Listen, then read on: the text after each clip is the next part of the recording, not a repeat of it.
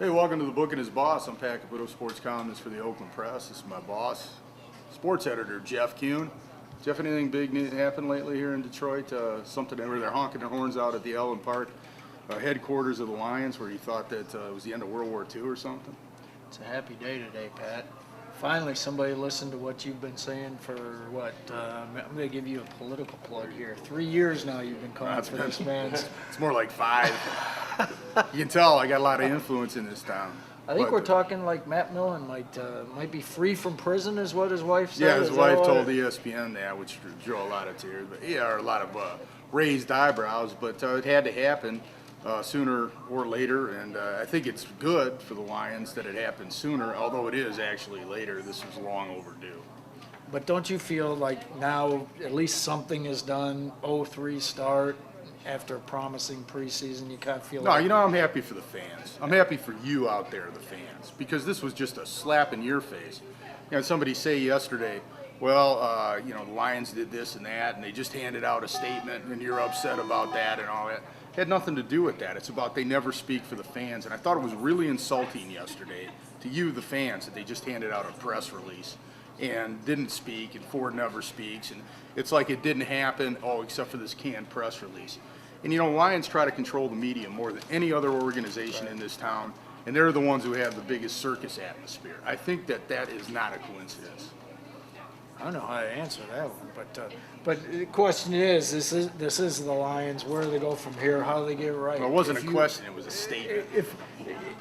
What do they do next? What can they do right? Well, it's not. First of all, you know, it's not like you have to be Robert Goddard and build a rocket ship here.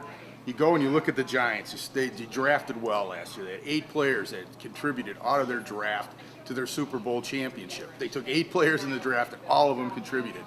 Who's their scouting director? Who's their assistant general manager? Go and see who all these guys are from successful organizations. Find out who they are, and then make a list, and then do some background information, and then maybe just go out and do some old-fashioned interview. And the other thing, too, there's Marv Levy out there, Ron Wolf, these other people. Get somebody to hire them as an advisor to look at your organization and see what's going on and give you some advice. It's not that complex. They just make it that complex. I'm hearing a name out there, Bill Cowher. What do you think? I don't think that would be a good choice, because coaches who get hired for positions like that not only get a ton of money, they're not only comfortable from that standpoint, but they want control of player personnel. When does that work? Did it work with Bobby Ross here? Did it work with Monty Clark here? Did it work when Jimmy Johnson went to where he went in Miami? Where's it worked? Did it work for Mike Holmgren? Not until he actually had that taken away from him. So they need somebody. What's going to happen? Tom Lawand is going to be the president of the team. He's going to be like Tom Wilson is with the Pistons. They're going to hire a football guy, and hopefully Lawand will be a buffer between Ford so he doesn't get so close to his football guy that he just doesn't listen to anybody else. It's happened with Russ Thomas, it's happened with Wayne Fonts, and now it's happened with Matt Millen, where it gets out of control. That's why they call him the Buck. Anyway, he knows it all. We got college football coming up this Saturday. I think Michigan's going to beat Wisconsin this week. I think State's going to have a tougher time with Indiana. I think the dynamic is set up that way, but I think a lot of people are anticipating the opposite. What are you thinking? I'm thinking the opposite. I'm thinking Michigan hasn't shown me anything that says they can beat a top 10 team. You know, they kind of couldn't hold on to the ball against Notre Dame. That's the whole key to this offense. I think Wisconsin doesn't play mistake football, so they're not going to beat themselves. And I think Michigan State is saying we're going to run the ball down your throat, stop us, and nobody has. And I don't think Indiana can step up and do that. Well, California did. Well, I mean, it's either Javon Ringer or not. It seems like he might be a bit of a one-man team. And I want to remind everybody out there, last year Michigan State was in this situation, and so was Michigan. Michigan beat Penn State, which was the ranked top 10 team in the country at the time, number 10.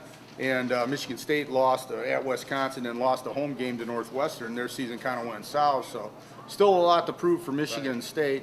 And for Michigan, there is a lot to prove under Rich Rodriguez, but they do have more going for them, I think, than other people do. But again, I think I'm in the minority on that opinion. We'll see. Should be interesting Saturday. You're starting to play hockey again this year, I am. Right? Did you get a puck in the face like Nicholas I got a Lidstrom? new stick. I got one of those sticks, those newfangled stick. Now, first time in my life, it didn't make any difference. It's like I still couldn't score. Well, with Nicholas Lidstrom, he couldn't avoid a puck. How are you going to avoid one? That was nasty last night. He's out already. First game, broken nose, out 4 games or so. But that's hockey, man. Yeah, it's a tough game, but the Red Wings play in Toronto on opening night. Everybody's looking forward to that. Well, anyway, so booking his boss for this week, thanks to James Martinez.